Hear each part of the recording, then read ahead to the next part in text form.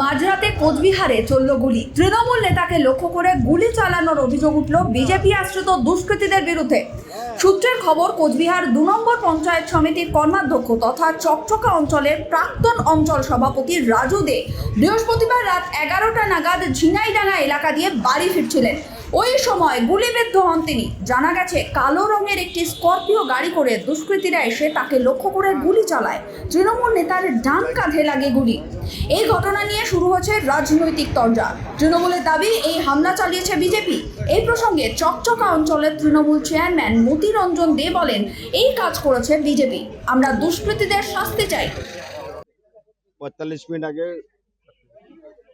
রাজু জানতে পারি রাজু গুলিবিদ্ধ হয়েছে। আমরা তখন পার্টি অফিসে ছিলাম, সেই সুবাদে আমরা আসলাম।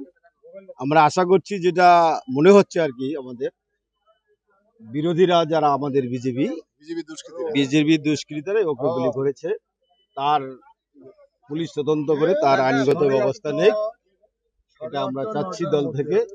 এটাই আমরা দাবি করছি। যদিও বিজেপি এই অভিযোগ অস্বীকার করেছে। উত্তর কোচবিহার বিধানসভা কেন্দ্রের বিজেপি বিধায়ক সুকুমার রায়ের দাবি, এই হামলার পেছনে তৃণমূলের গোষ্ঠীদ্বন্দ্বই দায়ী। ওদের অনেক কর্মী সমাজ বিরোধী কার্যকলাপে জড়িত। নিজেদের অন্তর্দ্বন্দ্বের ফলেই এই ঘটনা ঘটেছে। বিজেপির কোনো নেতা বা কর্মী এর সঙ্গে যুক্ত নয়। Bureau report, sky news Bangla.